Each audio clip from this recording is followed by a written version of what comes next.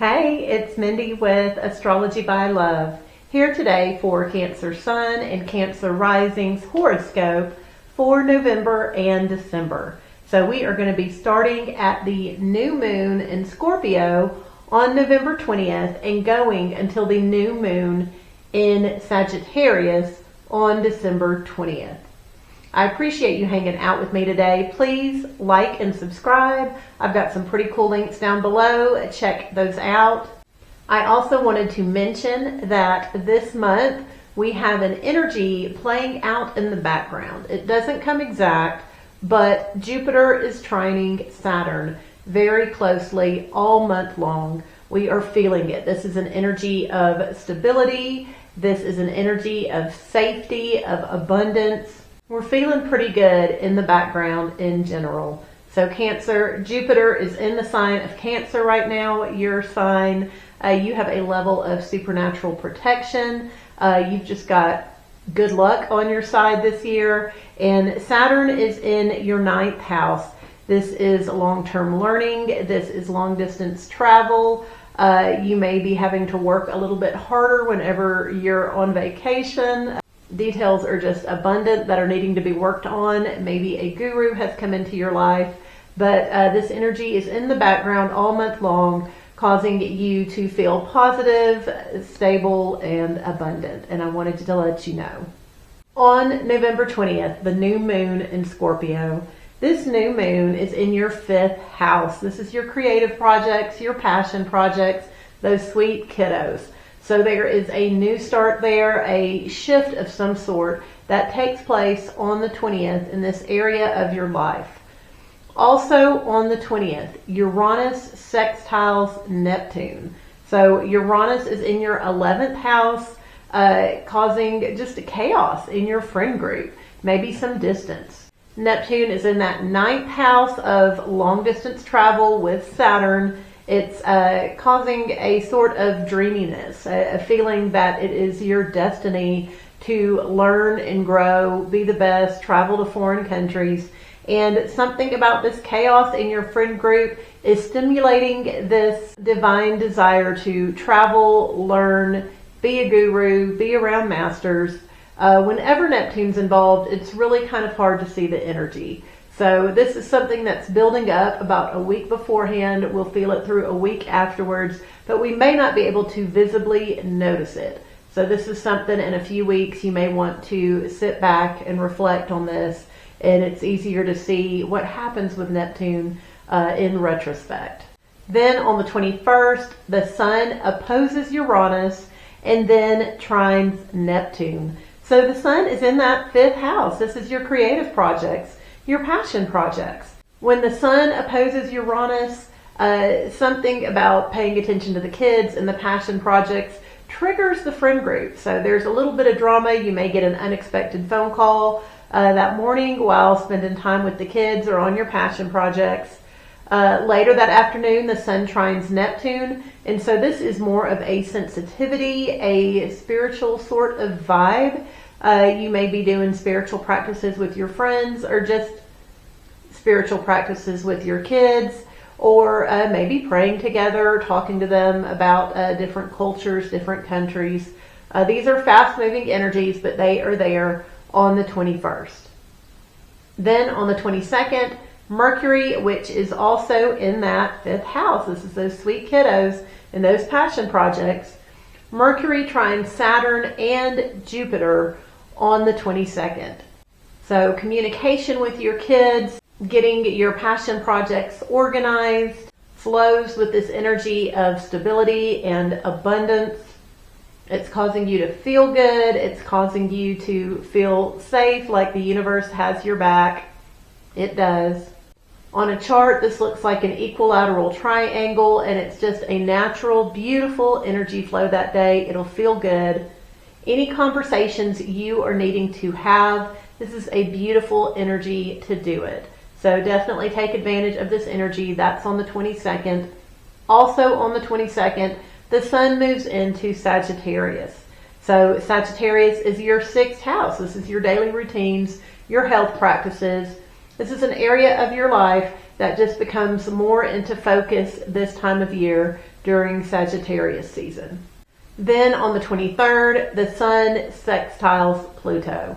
So Pluto is in that 8th house. This is the secrets you keep with your partner. This is financial secrets, bedroom pleasures, things that you just don't want people to know. Pluto has been there kind of stirring things up, testing it.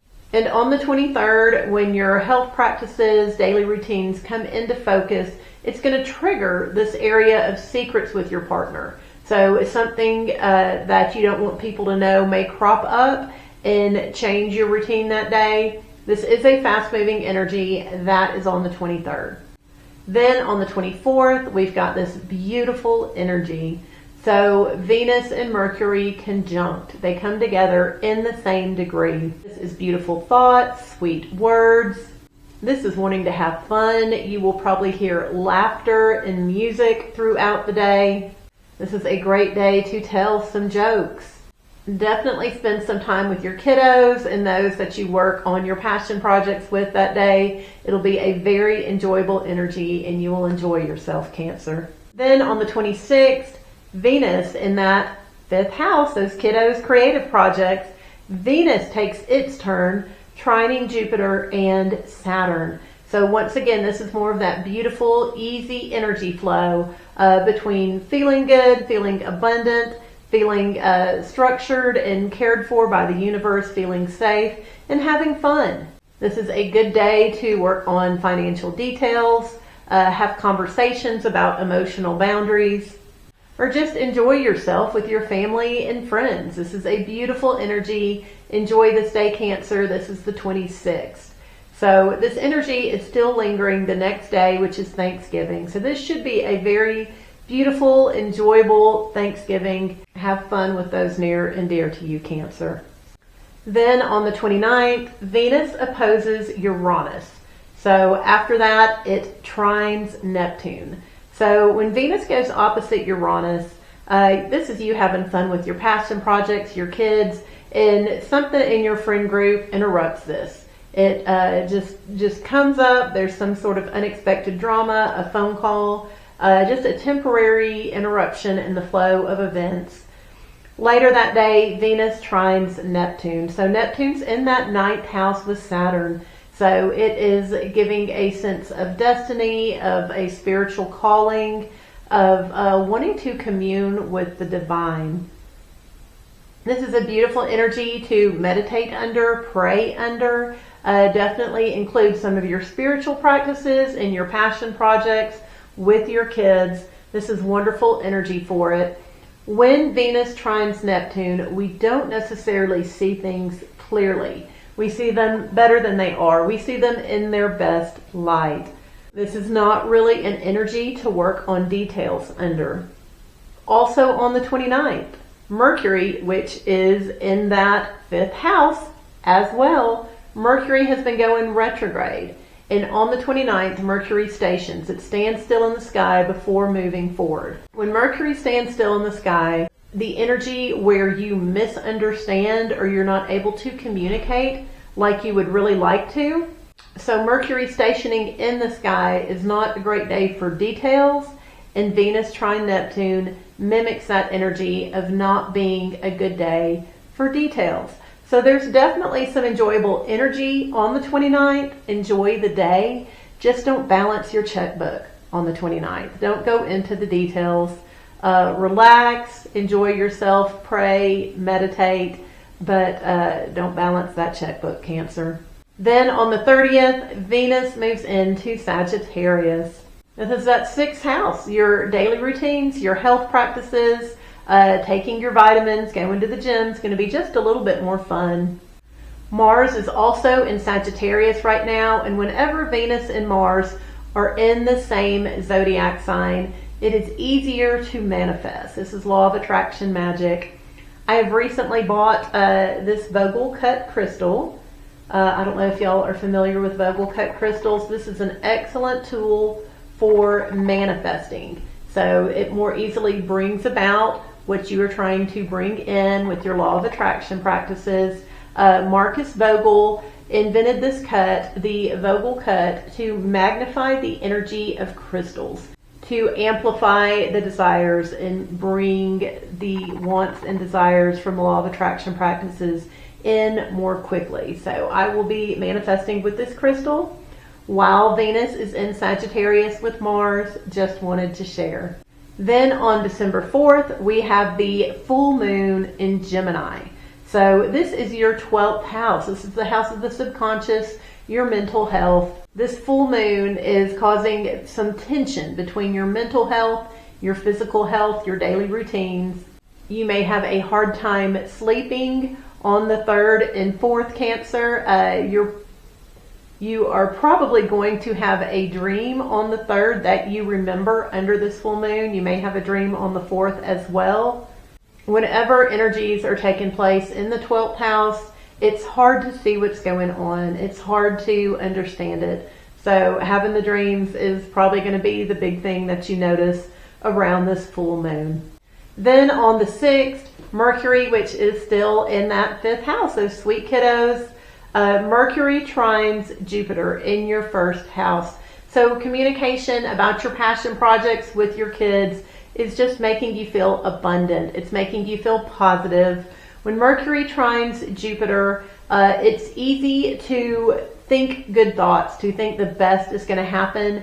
You may overcommit to doing things that just aren't realistic to get done. This is still a beautiful energy. We are going to be seeing the glass as half full, and this is taking place between your passion projects, your kids, and your identity. So this is a fast-moving energy, but enjoy that day. That is the 6th of December, Cancer. Then on December 7th, Mercury trines Saturn. So this is communications around discipline when it comes to your spiritual practices, your long-term goals, higher learning. You may be able to include the kids or your passion projects in this area of your divine calling in life. This is a fast-moving energy. That is on the 7th. Then on the 7th and the 8th, we are feeling the energy build to the 9th. Mars is squaring Saturn. So Mars is in that 6th house. This is your daily routines. You've had a lot of energy as you've been out running errands, but something about foreign travel, long-term learning, maybe your gurus or teachers is holding you back from getting the things accomplished in your daily life that you are trying to do. This is a little bit of a resentment energy, a frustration. If you watch the news on the 9th, you'll see a lot of angry people being held back. This is not particularly a fun energy, but it does come to a head on the 9th, and it will be dissipated by the 11th. So just be aware of this. Then on the 10th, Mercury opposes Uranus. So the communication, the organization that is taking place in that 5th house, the house of kiddos and passion projects, opposes Uranus in that 11th house. Something about talking about your kids or passion projects may trigger a friend, some unexpected phone call or behavior out of them. This is a fast-moving energy. That is on the 10th. Then on the 11th, Mercury trines Neptune. So this is a little bit of a sensitivity energy. This is not seeing things clearly. The phrase you will probably hear that day is that it was meant to be. This is the divine calling us out. The energy of being aware of spirituality is definitely strong that day, especially when it comes to your higher calling in these passion projects. This is a fast-moving energy. Then on the 12th, Mercury moves into Sagittarius. So this is communicating about your health issues, your health goals. This is making running those errands just a little bit more organized, a little bit easier. With Mercury moving into Sagittarius, we now have all the personal planets except for the moon in Sagittarius. So this is Mercury, Venus, the Sun, and Mars are all in this 6th house. There is a lot of stimulation around keeping your life on track and your health routines and health practices. All these planets are there on the 12th, 13th, and 14th. Then on the 14th, Mars squares Neptune. So the energy you've been feeling to go and get everything accomplished, get it done, is going to trigger some sort of delusion. You're going to see things as worse than it really is or better than it really is, but you will not be seeing this higher calling, this need for long-term learning. You will not be seeing it clearly. Someone may be aggressive towards you in your daily routines that day, and you wonder, hey, like, where is God? What happened? That is a faster moving energy. We're feeling it build up on the 13th. It's there on the 14th. Then about midnight on the 14th or early in the morning on the 15th, depending on where you are in the United States, Mars moves into Capricorn. So Cancer, this is your 7th house. This is your long-term relationships, your partnerships with other people, the people you naturally attract in. Mars likes to fight. He's the god of war. So this may be your partner being a little bit aggressive with you, picking at you, wanting to compete with you.